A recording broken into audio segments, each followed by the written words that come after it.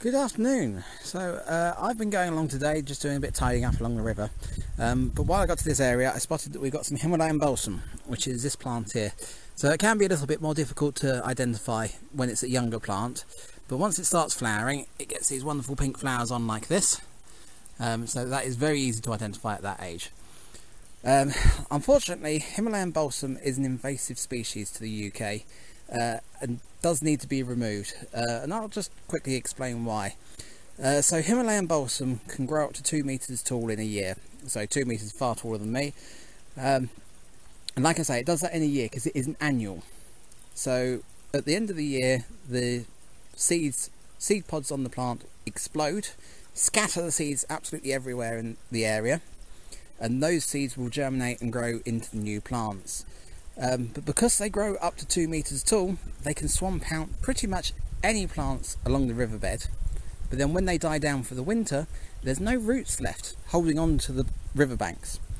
And that results in sections of the river, the banks just washing away, and it kills off a lot of the native plants.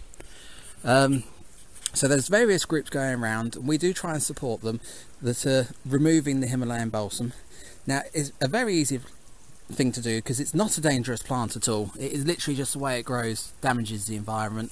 So what you want to do is reach down as close to the base as possible and pull it out, because there's very few roots to it, and then you just want to put that somewhere for it to die, basically.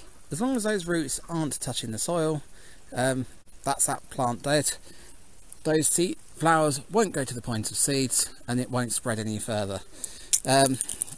Now, they are in this area. They've started at the top of the river and they're working their way down, and we have seen a big improvement down here. There's far less Himalayan balsam coming up down here.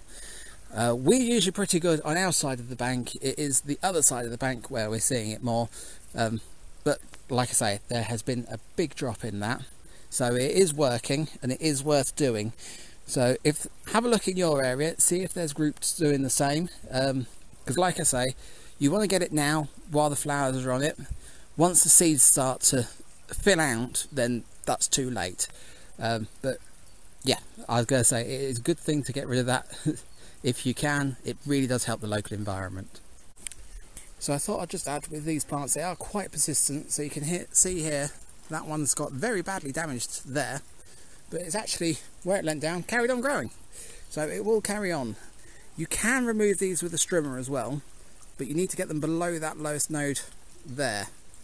And again, it's just going over them. So that's if you've got a really big patch that you need to get rid of them.